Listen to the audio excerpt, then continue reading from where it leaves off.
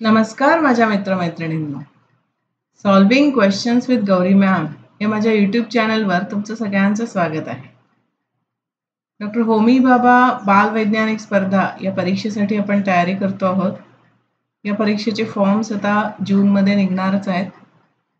तुम्ही फॉर्म भरल्यावरती तुम्हाला exactly date आणि कधी एक्झाम असणार आहे, किती ड्युरेशन आहे आता तुमच्याकडे अभ्यास करायला, याची सगळ्याची आयडिया येईल. अभ्यास तर तुम्ही सुरू केलेलाच आहे. त्याच्याबरोबरीने जो अभ्यास करताय त्याच्यावरती बेस्ड क्वेश्चन सॉल्विंगची प्रॅक्टिस नक्की करा. कारण अभ्यास करणे हा एक भाग आहे आणि त्याच्यावर बेस्ड क्वेश्चन सोडवून बघणे हा दुसरा भाग असतो परीक्षेच्या तयारीमध्ये. या तयारीमध्ये तुम्हाला जर चॅप्टर वाईज क्वेश्चन बँक हवी असेल तर इंग्लिश आणि मराठी मीडियम कुठल्याही मीडियमचे तुम्ही असाल तरी मी तुम्हाला ही क्वेश्चन बँक प्रोव्हाइड करू शकते. यामध्ये 300 पेक्षा जास्त क्वेश्चन्स तुम्हाला मिळणार आहेत अलॉंग विथ आन्सर की, आणि 4 मेगा टेस्ट इन्क्लुडेड आहेत ज्या फायनल एक्झाम पॅटर्नवरती बनवलेल्या आहेत. या व्हॉट्सअप नंबरवर ही क्वेश्चन बँक घेण्यासाठी तुम्ही मला संपर्क करू शकता. ऑनलाईन पेमेंट केल्यानंतर ही क्वेश्चन बँक तुम्हाला मी प्रोव्हाइड करेन. तर नक्की घ्या क्वेश्चन बँक आणि तुमचं प्रिपरेशन एक कम्प्लीट प्रिपरेशन होऊ द्या. चॅनल तुम्ही बघत आहात. चॅनलवरती गेल्या प्रश्नपत्रिकांमधनं घेतलेले प्रश्न मी सोडवून दाखवते. 4ही ऑप्शनचे डिटेल एक्सप्लेनेशन मी तुम्हाला इथे देत असते. सध्या आपण 2024चा पेपर सोडवतोय. त्याच पेपरमधनं घेतलेले प्रश्न आज आपण बघणार आहोत. भूछत्रामधून जास्त प्रमाणात डॅश मिळतात. प्रथिने, खनिजे, कर्बोदके, स्निग्ध पदार्थ. तर या प्रश्नाचं उत्तर आहे पर्याय बी, खनिजे. भूछत्रामधनं जास्त प्रमाणात खनिजे मिळतात. भूछत्र म्हणजे मशरूम. मशरूमचे 2 प्रकार असतात बघा. काही इडिबल मशरूम जे आपण खाऊ शकतो आणि काही नॉन इडिबल म्हणजे जे पॉयझनस असतात, विषारी असतात, ते आपण खाण्यामध्ये वापरत नाही. तर आणि जे इडिबल मशरूम असतात ते खनिज त्यामध्ये भरपूर असतात. आणखी एक प्रश्न बघूया. खालीलपैकी कोणता आजार खनिजाच्या अभावामुळे होतो? त्याच टॉपिकशी संबंधित प्रश्न आहे. पर्याय दिलेत स्कर्वी, गलगंड, रातांधळेपणा, पेलाग्रा. एकदा आपण थोडी उजळणी करून घेऊया की हे जे आजार आहेत ते कोणत्या खनिजाच्या का कोणत्या जीवनसत्वाच्या अभावामुळे होत आहेत. हा जो चार्ट आहे तो महाराष्ट्र स्टेट बोर्डच्या इयत्ता 6वीच्या पाठ्यपुस्तकातून मी घेतलाय. यात बघा खनिज, त्याचे उपयोग, स्त्रोत आणि अभावजन्य विकार असं दिलेलं आहे. लोह हे जे खनिज आहे ते आपल्या रक्तामध्ये असतं. रक्तामध्ये ज्या लाल रक्तपेशी असतात त्यामध्ये हिमोग्लोबिन नावाचं प्रथिन असतं आणि त्या प्रथिनामध्ये लोह असतं. याचं काम असतं ऑक्सिजनचे वहन करणे. म्हणजेच जर लोहाची कमतरता झाली तर ऑक्सिजनचं वहन कमी होईल आणि ऑक्सिजनचं वहन कमी झालं तर त्या व्यक्तीला ॲनिमिया म्हणजे सतत थकवा वाटत. आलं लक्षात? असं लिंक लावा की कुठलं खनिज आहे, त्याचं काम काय आहे आणि जर त्याची कमतरता असेल तर त्यामुळे कुठला आजार होऊ शकतो. ठीक आहे. स्त्रोत याचे आहेत मांस, पालक, सफरचंद, मनुका. दुसरं जे खनिज आहे ते कॅल्शियम आणि फॉस्फरस आहे. याचा उपयोग आहे दात आणि हाडं मजबूत करणे. याचे स्त्रोत आहेत दूध, दुग्धजन्य पदार्थ, हिरव्या पालेभाज्या, मांस.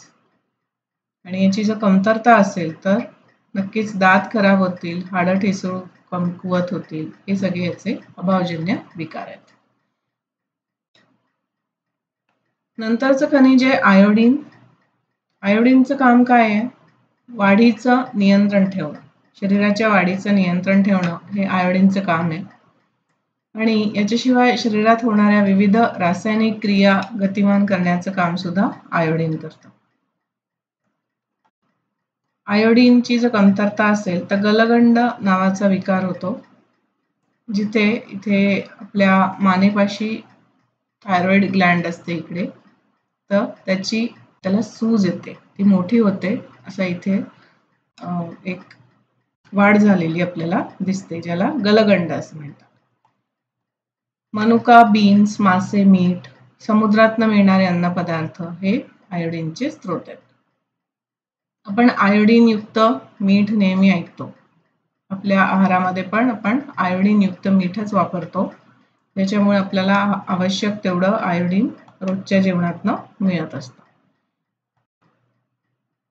नंतर सोडियम, पोटॅशियम यांचं काम आहे शरीरातलं पाण्याचं संतुलन राखणे, चेतासंस्था व स्नायूंच्या क्रिया चालू ठेवणे. स्रोत आहे मीठ, चीज, पालेभाज्या, फळे, डाळी.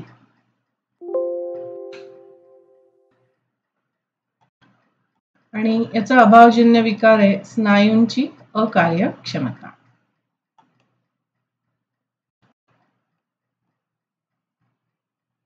नंतर बघा, 2 जीवनसत्वांबद्दल आपण बोलतोय, ए आणि सी. ए जीवनसत्वाचं कार्य आहे डोळ्याचे रक्षण, त्वचा, दात, हाडं निरोगी राखणं. त्याचे स्रोत आहेत गाजर, दूध, लोणी, गडद हिरव्या पालेभाज्या, रताळे, गडद पिवळी फळे आणि भाज्या. रातांधळेपणा याचा अभावजन्य विकार आहे, म्हणजे उजेडात बघायला त्रास होतो त्या व्यक्तींना. आणि झिरोडर्मा, डर्मा म्हणजे त्वचेशी संबंधित, सो झिरोडर्मा म्हणजे त्वचा कोरडी पडणे, हा याचा अभावजन्य विकार आहे. नंतर जीवनसत्व सी, याचं काम आहे शरीराच्या ऊतींचे रक्षण करणे, हिरड्या, दात, हाडे, त्वचा यासाठी आवश्यक जे कोलॅजन प्रोटीन असतं, प्रथिन असतं, त्याच्या कार्याशी संबंधित व्हिटॅमिन सीचं काम असतं. स्रोत आहेत आवळा, किवी, संत्री, लिंबू वर्गीय फळं व्हिटॅमिन सीचा भरपूर स्रोत असतात. त्याच्याशिवाय कोबी, टोमॅटो, हिरव्या पालेभाज्या हे सुद्धा व्हिटॅमिन सी देतात. अभावजन्य विकार जो आहे व्हिटॅमिन सीचा तो आहे स्कर्वी, म्हणजे हिरड्यांमधनं रक्तस्राव होणे, गलग्रंथी सुजणे, जखमा लवकर बऱ्या न होणे.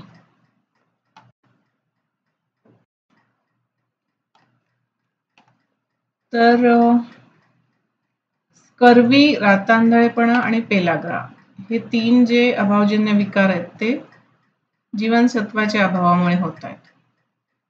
आणि गलगंड हा जो विकार आहे तो खनिजाच्या अभावामुळे होतो. आपल्याला प्रश्नात काय विचारलंय?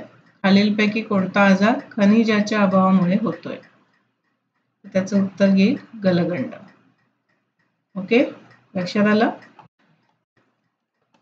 पेलाग्रा हा जो विकार आहे तो जीवनसत्व B3 च्या अभावामुळे होतो. जीवनसत्व B3 ला नियासिन असंही म्हणतात.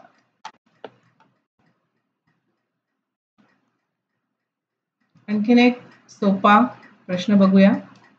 इथे विचारलंय सहसंबंध ओळखून लिहा. कोबी ही जी भाजी आहे ते आपण खातो तो भाग काय असतो? पानं असतात. तर ब्रोकोली या भाजीचा आपण कुठला भाग खातो? येते लक्षात? फळ आहे ब्रोकोली का खोड आहे, फूल आहे का मूळ आहे? याचं उत्तर ऑप्शन सी, फूल आहे. आलं लक्षात? जीवनसत्वाशी संबंधित आणखीन एक प्रश्न आलेला आहे 2024च्या प्रश्नपत्रिकेमध्ये.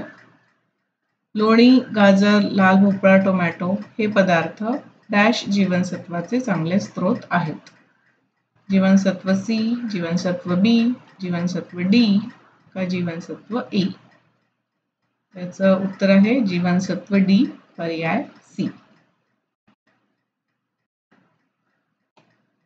प्रश्न तसे सोपे असतात अभ्यास छान करा आणि जर लॉजिक बेस्ड क्वेश्चन्स असतील तर लॉजिक डेव्हलप करा. येत आहे लक्षात?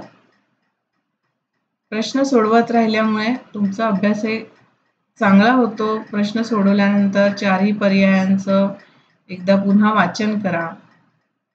म्हणजे मग अशी रिपीटेड रिव्हिजन होत राहील आणि ज्याच्यामुळं ॲट द एंड चांगला अभ्यास होऊन तुम्ही परीक्षेला जाऊ शकाल. चला तर मग आजचा व्हिडिओ इकडे थांबवते आहे.